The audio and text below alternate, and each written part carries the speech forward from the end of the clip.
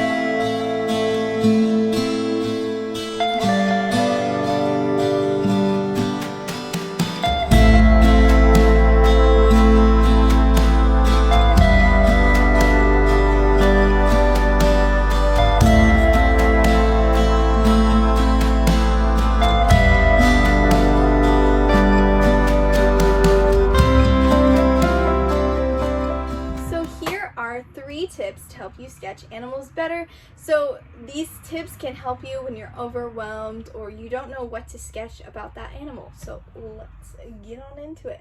The first tip is don't just focus on the whole animal or the whole body of whatever you're sketching. Look at the different patterns. Sketch, like create a box and sketch the pattern inside of that box. A friend of mine does that. Thanks, Akshay, for that idea.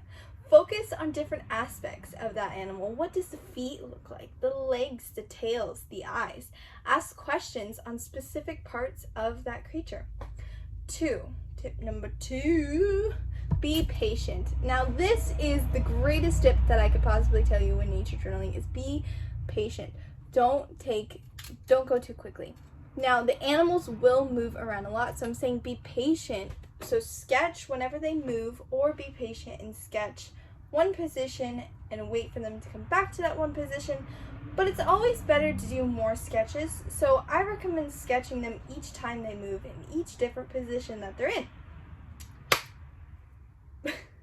Last tip is follow them. Okay, so animals will move around a lot. Spiky moved around a lot in this whole video, and so I just followed her.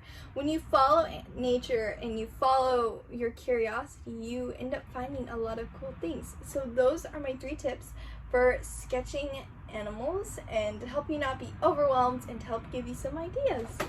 Bye!